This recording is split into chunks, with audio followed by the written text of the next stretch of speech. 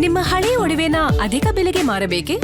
ಅಟಿಕಾಗೆ ಕಾಲ್ ಮಾಡಿ 8880 Attica gold company. ಸಭೆ ಆಯಿತು. ಎಲ್ಲರೂ ಹೇಳ್ತಾ ಇರೋದು ನಮ್ಮ ಕರ್ನಾಟಕದಿಂದ ಹೋದಂಥ ಅಧಿಕಾರಿಗಳು ಸರಿಯಾಗಿ ಅವರಿಗೆ ತಿಳಿಸುವಂಥ ಕೆಲಸ ಮಾಡಿಲ್ಲ, ಅದಕ್ಕೆ ಹಿಂಗಾಯಿತು ಅಂತ ಹೇಳಿ ಏನು ಹೇಳ್ತೀರಿ? ಇಲ್ಲ, ಖಂಡಿತವಾಗೂ ಕರ್ನಾಟಕದ ಅಧಿಕಾರಿಗಳು ತಿಳಿಸಿದ್ದಾರೆ. ಇದ್ರ ಜೊತೆಯಲ್ಲಿ ನಮ್ಮ ಕರ್ನಾಟಕ ಸರ್ಕಾರದಿಂದ ನಮ್ಮ ಏನು ವಕೀಲರ ತಂಡ ಇದೆ, ಸೊ ವಕೀಲರ ತಂಡನೂ ಕೂಡ ಅಲ್ಲಿ ತಮ್ಮ ವಾದವನ್ನು ತಿಳಿಸಿದ್ದಾರೆ. ಇವತ್ತು ಕಾವೇರಿ ಇಶ್ಯೂ ಇರ್ತಕ್ಕಂಥದ್ದು ಇದು ಸುಮಾರು 1882ರಿಂದನೂ ಕೂಡ ನಡ್ಕೊಂಡು ಬಂತು, ಸ್ವತಂತ್ರ ಪೂರ್ವದಲ್ಲೂ ಕೂಡ. ಅದಾದ ನಂತರ ಅನೇಕ ಸರ್ಕಾರಗಳು ಕರ್ನಾಟಕದಲ್ಲಿ ಆಡಳಿತ ನಡೆಸೋಂಥ ಸಂದರ್ಭದಲ್ಲಿ ಈ ವಿವಾದ, ಈ ಮಳೆಗಾಲ ಏನು ನಿಂತಾಗ ತಮಿಳುನಾಡಿಗೆ ನೀರು ಬೇಕು ಅಂಥ ಸಂದರ್ಭದಲ್ಲಿ ಸೊ ಇದರ ಒಂದು ವಿವಾದ ನಡ್ಕೊಂಡು ಬರ್ತಾನೆ ಇದೆ. ಸೊ ಅನೇಕ ನಮ್ಮ ಕಾಂಗ್ರೆಸ್ ಸರ್ಕಾರದ ಅವಧಿಗಳಲ್ಲೂ ಕೂಡ ನಾವು ಅನೇಕ ಬಾರಿ ಇಂಥ ಒಂದು ಸಮಸ್ಯೆಯನ್ನು ಎದುರಿಸಿದ್ದೇವೆ. ಸೊ ಈಗಲೂ ಕೂಡ ಮಾನ್ಯ ಮುಖ್ಯಮಂತ್ರಿಗಳು ಇದ್ರ ಬಗ್ಗೆ ಅನೇಕ ಬಾರಿ ಏನು ದೆಹಲಿಗೆ ಹೋದಂಥ ಸಂದರ್ಭದಲ್ಲಿ ಇಲ್ಲಿ ಎಲ್ಲ ನಮ್ಮ ಅಡ್ವೊಕೇಟ್ ಜನರಲ್ಗಳೊಂದಿಗೆ ಚರ್ಚೆ ಮಾಡಿ ದೆಹಲಿನಲ್ಲೂ ಕೂಡ ಸುಪ್ರೀಂ ಕೋರ್ಟ್ನಲ್ಲಿ ನಮ್ಮ ಏನು ವಕೀಲರುಗಳನ್ನು ನಾವು ನೇಮಕ ಮಾಡ್ಕೊಂಡಿದ್ದೇವೆ, ಅವ್ರ ಜೊತೆಗೂ ಪ್ರತ್ಯೇಕವಾದಂತಹ ಸಭೆಗಳನ್ನು ಕೂಡ ನಡೆಸಿ ಏನು ವಾಸ್ತವ ಸ್ಥಿತಿ, ಯಾಕಂತೇಳಿದ್ರೆ ಇವತ್ತು ನೀರಿನ ವಿಷಯ ಏನು ಕಾವೇರಿ ಇಶ್ಯೂ ಇದೆ, ಸೊ ಹಿಂದೆ ಇವತ್ತು ಅದು ಒಂದು ಟ್ರಿಬ್ಯುನಲನ್ನು ರಚನೆ ಮಾಡಿರ್ತಕ್ಕಂಥದ್ದು ತಮಗೆ ಗೊತ್ತಿದೆ. ಸೊ ಆ ಟ್ರಿಬ್ಯುನಲ್ ಒಂದು CWRC ಮುಂದೆ ಸೊ ಒಂದು ಟೆಕ್ನಿಕಲ್ ಒಂದು ಏನು ರಿಪೋರ್ಟನ್ನು ಮಂಡನೆ ಮಾಡಿದರೂ ಕೂಡ ಇವತ್ತು ಕರ್ನಾಟಕಕ್ಕೆ ಇವತ್ತು ಸಾಕಷ್ಟು ಬರಗಾಲ ಇದೆ, ಸೊ ನೀರಿನ ಸಮಸ್ಯೆ ಇದೆ, ನಮ್ಮಲ್ಲೂ ಕೂಡ ನೀರು ಸರಿಯಾಗಿ ಇದರಲ್ಲಿ ಇಲ್ಲ, ಆದರೂ ಕೂಡ ಇಲ್ಲಿ ನಮಗೆ ಕುಡಿಯೋ ನೀರು ಬೇಕು. ಸೊ ಇವೆಲ್ಲ ಅಂಶಗಳನ್ನು ಕೂಡ ನಮ್ಮಲ್ಲಿ ಎಷ್ಟು ನೀರಿದೆ, ಸೊ ಈ ಎಲ್ಲ ಒಂದು ಟೆಕ್ನಿಕಲ್ ರೀಸನ್ನನ್ನು ಕೂಡ ನಾವು ನಮ್ಮ ಇಲ್ಲಿನ ಅಧಿಕಾರಿಗಳು ನಮ್ಮ ಎಲ್ಲವನ್ನು ಹೇಳಿದರೆ ಎಕ್ಸಾಕ್ಟ್ಲಿ ನಾವು ಒಪ್ಕೊಳ್ತೀವಿ, ಅದರಲ್ಲೂ ಹೇಳಿಲ್ಲ ಅಂತಲೂ ಹೇಳೋಕ್ಕಾಗಲ್ಲ. ಇಷ್ಟೆಲ್ಲ ಕರ್ನಾಟಕದ ವಾಸ್ತವ ಪರಿಸ್ಥಿತಿಯನ್ನ ತಿಳಿಸಿದ್ರು ಕೂಡ CWMA ಯಾಕೆ ಈ ರೀತಿಯಾದಂತಹ ಆದೇಶವನ್ನು ಹೊರಡಿಸುತ್ತೆ? CWRC ಮುಂದೆ ಮೊದಲನೇದಾಗಿ ಇದು ಬರುತ್ತೆ. ಸೊ CWRC ಆದೇಶ ಆದ ನಂತರ ತಮಿಳುನಾಡು ಅಪೀಲ್ ಹೋಗಿರ್ತಕ್ಕಂಥದ್ದು. ಸೊ ಈಗ ನೋಡಿ, ನಮ್ಮ ಒಂದು ಜುಡಿಷಿಯರ್ ಸಿಸ್ಟಮ್ ಅನ್ನು ನಾವು ನೋಡಿದಾಗ ಸೊ ಅರೆ ಟ್ರಿಬ್ಯುನಲ್ಸ್ ಏನಿದ್ದಾವೆ, ಸೊ ಅದು ಈಗ ಅಪೀಲನ್ನು ಅವ್ರು ಹೋಗಿದ್ದಾರೆ.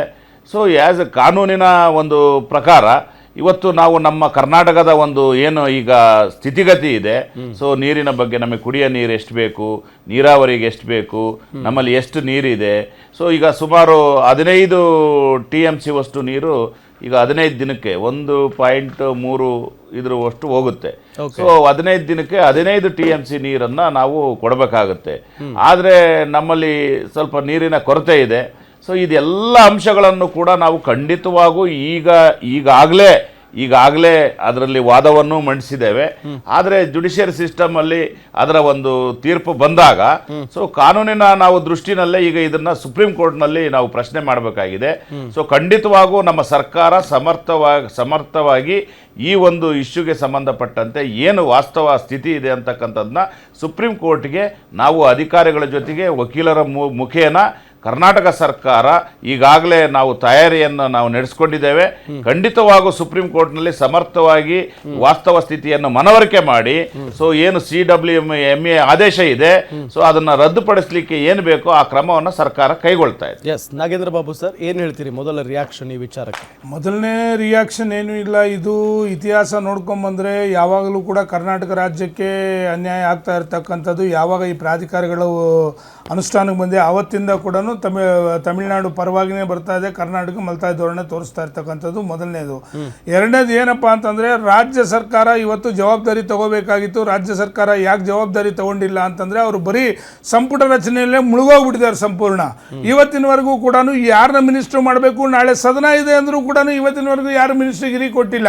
ನಂಬರ್ 1 ಅವ್ರು ನನಗೆ ಅದು ಬೇಕು, ಈ ಖಾತೆ ಬೇಕು, ಆ ಖಾತೆ ಬೇಕು, ಕೆಲವರಿಗೆ ಒಲ್ಲದ ಖಾತೆ ಕೊಟ್ಟಿದ್ದಾರೆ. ಸಂಪುಟ ವಿಸ್ತರಣೆ ಬೇರೆ ಬೇರೆ ಜವಾಬ್ದಾರಿಗಳಿದ್ರು ಕೂಡ ಮಾಡೋ ಕೆಲಸನ ಮಾಡ್ತಾ ಇದ್ದಾರೆ ಅಂತ ಅನಿಸ್ತಿಲ್ವಾ ಸಂಬಂಧಪಟ್ಟಂತ ಅಧಿಕಾರಿಗಳು? ಒಳ್ಳೆ ಪಾಯಿಂಟ್, ಒಳ್ಳೆ ಪ್ರಶ್ನೆ ಕೇಳಿದ್ದೀರಾ. ಕೆಲವರು ಒಲ್ಲದ ಖಾತೆಯನ್ನು ಕೊಟ್ಟಿದ್ದಾರೆ. ಯಾವ ನೀರಾವರಿ ಖಾತೆನ ಒಲ್ಲದವ್ರು ಕೂಡ ಅವ್ರು ಬೇಡ ಅಂದ್ರೆ ಅವತ್ತು ಖಾತೆನ ಇದು ಪರಿಸ್ಥಿತಿ ಆಗಿರ್ತಕ್ಕಂಥದ್ದು ನೀವು ಕೇಳಿರೋ ಪ್ರಶ್ನೆ ರಾಮಲಿಂಗಾರೆಡ್ಡಿ ಅವರಿಗೆ ಆಸಕ್ತಿ ಇರದ ಒಂದು ಇಲಾಖೆಯನ್ನ ಕೊಟ್ಟಿದ್ದಾರೆ. ಕೇಳಿ ನೀವು ನಿಮಗೆ ಏನಾದ್ರೂ ಆಸಕ್ತಿ ಇದ್ದಿದ್ರೆ ನೀವು ಒಂದೊಂದು ನಿಮಿಷಕ್ಕೂ ಕೂಡ ಅಲ್ಲಿಂದ ಮಾಹಿತಿಗಳು ತರಿಸ್ಕೋತಾ ಇದ್ರಿ. ಒಲ್ಲದ ಖಾತೆಗಳು ಕೊಟ್ಟಿರ್ತಕ್ಕಂಥ ಸಂದರ್ಭದಲ್ಲಿ ರಾಜ್ಯ ಸರ್ಕಾರ ಈ ಪರಿಸ್ಥಿತಿ ಯಾಕಂದ್ರೆ ಅಧಿಕಾರಿಗಳ ಹತ್ರ ಮಾಹಿತಿ ತಗೊಂತಾ ಇಲ್ಲ, ಅಧಿಕಾರಿಗಳು ಸರಿಯಾಗಿ ಮಾಹಿತಿ ಕೊಟ್ಟಿಲ್ಲ. ಇದು ಪರಿಸ್ಥಿತಿ ನಂಬರ್ 1. ನಂಬರ್ 2, ನಾವು ಆಗ್ಲೇ ನೋಡಿ ಅನೇಕ ಸಂದರ್ಭಗಳಲ್ಲಿ ಈ ವಿಚಾರದಲ್ಲಿ ಪ್ರಕೃತಿ ಮೇಲೆ ನಾವು ಡಿಪೆಂಡ್ ಆಗೋದಂತೂ ಸರ್ವೇ ಸಾಮಾನ್ಯ ಗೊತ್ತಿದೆ ಎಲ್ಲರಿಗೂ. ಆದ್ರೆ ಇಂಥ ಬರ ಇರುವಂತ ಸಂದರ್ಭದಲ್ಲಿ ಅಧಿಕಾರಿಗಳು CWRC ಆಗಿರ್ಬೋದು, MA ಆಗಿರ್ಬೋದು, ನೀವೇನು ಮಾಹಿತಿಗಳನ್ನು ಸಂಗ್ರಹಣೆ ಮಾಡಿದ್ದೀರಾ ಇವತ್ತು ವಾಸ್ತವಾಂಶ ಹೇಳ್ಬೇಕಲ್ವಾ? ಹಾಗಾದ್ರೆ ಬರ ಇಲ್ವಾ? ಹಾಗಾದ್ರೆ ಕರ್ನಾಟಕದಲ್ಲಿ ಆ ಭಾಗದಲ್ಲಿ ಮಳೆ ಆಗದೆ ಇರ್ತಕ್ಕಂಥ ನಾವು ಕಣ್ಣಾರೆ ನೋಡಿದ್ದೀವಲ್ಲ. ಇವತ್ತು ಅವ್ರು ಹೇಳ್ತಾ ಇರ್ತಕ್ಕಂಥ 15 ದಿನಗಳಲ್ಲಿ 12,000 ಕ್ಯೂಸೆಕ್ಸ್ ನೀರನ್ನ ಬಿಡಿ ಅಂತ ಹೇಳ್ತಕ್ಕಂಥದ್ದು.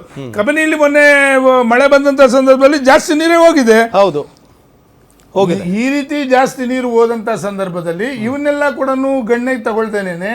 ಯಾವುದೇ ಕಾರಣಕ್ಕೂ ಕೂಡ ತಮಿಳುನಾಡು ಇವತ್ತಿನವರೆಗೂ ಕೂಡ ನಮ್ಮ ವಿರುದ್ಧವಾಗಿ ಉದ್ದೇಶಪೂರ್ವಕವಾಗಿಯೇ ಈ ಕೆಲಸವನ್ನು ಮಾಡ್ತಾ ಇರ್ತಕ್ಕಂಥದ್ದು. ತಮಿಳುನಾಡು ಮೆಟ್ಟೂರಲ್ಲಿ ತಜ್ಞರಿದ್ದಾರೆ. ಇಲ್ಲಿ ಮೆಟ್ಟೂರಲ್ಲಿ ನೀರಿದೆ, ಆಲ್ರೆಡಿ ಭವಾನಿ ಮೆಟ್ಟೂರಲ್ಲಿ ನೀರಿದೆ. ಇದ್ರೂ ಕೂಡ ಈ ಎಕ್ಸಸ್ ನೀರು ಎಷ್ಟು ಹೋಗ್ತಾ ಇದೆ, ಆ ನೀರಿಂದ ಇವತ್ತಿನವರೆಗೂ ತಜ್ಞರು ಯಾಕೆ ಹಾಗಾದ್ರೆ ಇದನ್ನ ಕೊಟ್ಟಿಲ್ಲ, ಮಾಹಿತಿಗಳನ್ನು ಕೊಟ್ಟಿಲ್ಲ? ಹಾಗಾದ್ರೆ ಇದು ಟೋಟಲಿ ರಾಜ್ಯ ಸರ್ಕಾರದ ಸಂಪೂರ್ಣ ವೈಫಲ್ಯ. ಇನ್ನು ಇವ್ರಿನ್ನ ಕೋರ್ಟ್ಗೆ ಹಾಕತ್ತಾ ಇದ್ದಾರೆ. ಈಗ ಇನ್ನು ತಜ್ಞರ ಹತ್ರ ಇವತ್ತು ಸಭೆ ನಡೆಸ್ತಾರಂತೆ. ಯಾವಾಗೆಲ್ಲ ಮುಳುಗೋದ್ಮೇಲೆ ಏನ್ ಮಾಡ್ತೀರಾ ನೀವು? ಇದು ಪರಿಸ್ಥಿತಿ. ಆಮೇಲೆ ಎಲ್ಲದಕ್ಕಿಂತ ಮುಖ್ಯವಾಗಿ ಕರ್ನಾಟಕ ರಾಜ್ಯದಲ್ಲಿ ಈ ಒಂದು ಕಣಿವೆ ಪಕ್ಕದಲ್ಲಿ ಇರ್ತಕ್ಕಂಥದ್ದು ನಮಗೆ ನಮ್ಮ ರೈತರಿದ್ದಾರೆ. ರೈತರಿಗೆ ಬೆಳೆ ಬೆಳ್ಕೊಳ್ಳೋದಿಕ್ಕೆ ಬೇಕು, ಬೆಂಗಳೂರು ಕುಡಿಯೋ ನೀರು ಬೇಕು, ಬೆಳೀತಾ ಇರ್ತಕ್ಕಂಥ ಬೆಂಗಳೂರು ಉದ್ದ ಅಗಲ ಇದೆ. ಇಂಥ ಎಲ್ಲಾ ವಿಚಾರಗಳು ಇದ್ದಂತ ಸಂದರ್ಭದಲ್ಲಿ ಇದನ್ನು ಎಷ್ಟು ಸೂಕ್ಷ್ಮವಾಗಿ ನೋಡ್ಕೋಬೇಕಿತ್ತು ಅಂತಂದ್ರೆ, ಇವರಿಗೆ ಸಂಪುಟ ರಚನೆ ಬಿಟ್ರೆ ಬೇರೆ ಯಾವುದೇ ರಾಜ್ಯದಲ್ಲಿ ಇರ್ತಕ್ಕಂಥ ಸಮಸ್ಯೆಗಳ ಬಗ್ಗೆ ಇವರಿಗೆ ಅರಿವಿಲ್ಲ. ಒಂದ್ ಕಡೆ ಬರ, ಒಂದ್ ಕಡೆ ನೆರೆ, ರಾಜ್ಯ ಸರ್ಕಾರದಲ್ಲಿ ಗುಳೆ ಹೋಗ್ತಾ ಇದ್ದಾರೆ. ಬಡಬಗ್ಗರೆಲ್ಲ ಕೂಡ ಎಲ್ಲಿ ಕೂತಿದ್ದೀರಾ ಸ್ವಾಮಿ ನೀವೆಲ್ಲ? ಈ ಕಾರಣದಿಂದಾನೇ ಇವತ್ತು ಇವರುಗಳ ಸ್ವಯಂಕೃತ ಅಪರಾಧದಿಂದಾನೇ ಈ ಪರಿಸ್ಥಿತಿ ಬಂದಿರೋದು ಅಂತಕ್ಕಂಥದ್ದು ಸ್ಪಷ್ಟವಾಗಿ ಎದ್ದು ಕಾಣುತ್ತೆ.